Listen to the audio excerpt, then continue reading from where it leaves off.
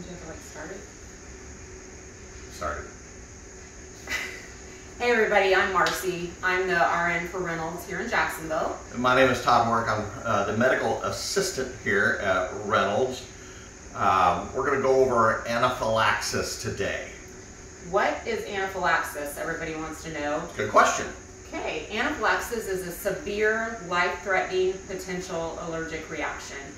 It can happen basically when you're exposed to an allergen that your body doesn't like. Specifically, for example, bee stings, wasp stings, peanuts. And for us here in Jacksonville, it's probably going to be wasp and bees, Yep. Especially this time of the year. Yeah, when the temperatures get around 50 degrees, the yellow jacket wasps get very, very agitated. So anaphylaxis can lead to anaphylactic shock. What's anaphylactic shock? Well, it's when your body goes into shock and your blood pressure suddenly drops and your airways narrow, possibly blocking normal breathing. And sometimes this can happen very rapidly. Annually, there are about 60 deaths worldwide from bee stings due to anaphylactic shock. So what are some of the symptoms of anaphylaxis?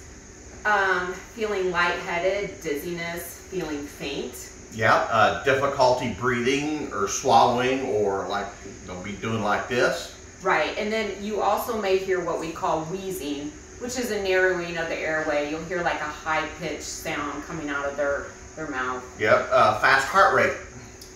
Clammy, cool, moist, diaphoretic skin is another symptom you may see too. Yep, and going along with any type of shock, confusion, anxiety. Sometimes they'll have a feeling of impending doom, or they'll get that fight or flight. You probably know your coworkers pretty well. You work with them side by side every day. You're going to notice, hey, this person, they're not acting like their normal self. Another symptom you may see, which is life-threatening, potential fatal, is they collapse or they lose consciousness. Yep, that's not a good thing if they fall down and they're not breathing anymore. Okay. So, how do we treat anaphylaxis? The first thing that we want to do is we want to make sure the scene is safe. You don't want to become the victim in this situation. Yeah, make sure the bees are gone before you go jumping in there. Exactly. Phone and sometimes if this is going to be shown in other plants, make sure you check your PEO manual, whatever, but phone or ask someone to phone 911. That's really the first thing you need to do. You need to get emergency services on the way. Activate the PEO alarm so you can get help immediately there. First aid kit and AED is what you need too. Right, and if you're the one who's going to treat the employee you're with them, you send somebody else to get this. Get the AED, pull the PEO alarm. If you are with the person who's having problems, have them lay down. Lay on the floor, it doesn't matter. They just need to lay down somewhere. Now, usually people who have severe anaphylaxis from bee stings, they will have their own EpiPens. However, they are $900 to $1,000, right, $500 with insurance, so they may not. We hope that, and most people who do have severe anaphylaxis to bees or certain allergens carry their EpiPen with them. So the first thing you want to do is ensure that that is their pen and that it's not expired. The next thing we're going to do is we're going to take the safety cap off of the EpiPen.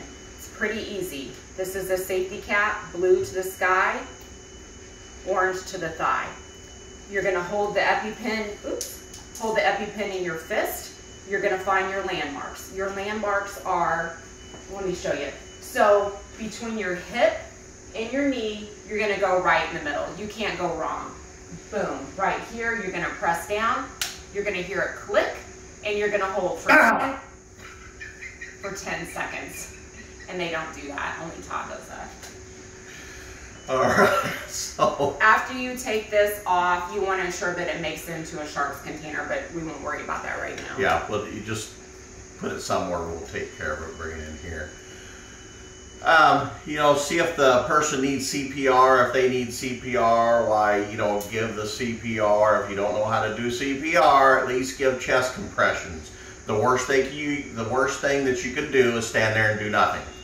Right, and you know, you're going to know if they need CPR, they're not breathing, they don't have a pulse. You can feel a carotid pulse here. I know this is a little out of our topic, but, or a radial pulse. Like Todd said, you're not going to go wrong initiating chest compressions. Believe me, they're going to tell you if they're going to wake up and say that hurts. You start doing chest compressions. Yep. Make sure you stay with them. Things can go downhill in a hurry. And if you're using the EpiPen, put the AED on. Right. And also make sure someone's gone to get the oxygen tanks. We've gone over this in another video. You're not going to go wrong putting a nasal cannula on them or a non-rebreather just for assistance. All right. Ready to do this in real time? Yeah, sure. Okay. Oh, I got stung by a bee, Marcy, and I'm severely allergic to them. Oh my God, sir, can you lay down right here? Oh, I think I'm going to pass out right about here. Oh, I'm having troubles breathing. Is this your EpiPen, Todd? It is.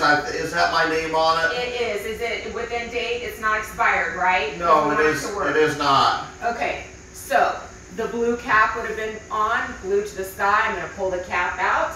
I'm going to find my landmarks. Boom. 1, 2, 3, 8, 9, 10. Take it out. Todd, how are you feeling? Woo! I feel so much better, Marcy. Thank you. Saved the day. Wow. And that's basically it, guys. Obviously, they're probably not going to bounce back like that. They're going to lay there. You're going to wait. Right. You're going to wait for 911, and they're going to reassess and evaluate the situation and make sure the employee is good to go.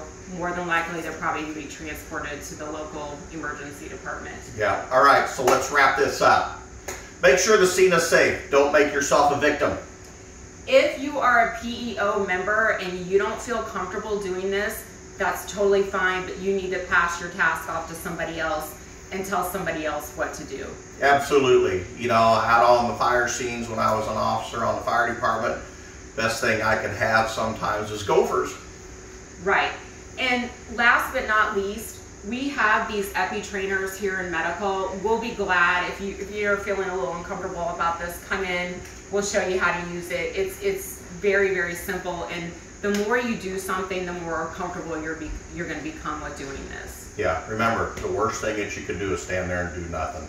So if you have any questions, we're at extension 1105 here in Jacksonville.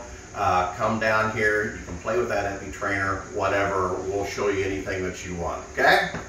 Until then, Be safe. be safe. Thank you.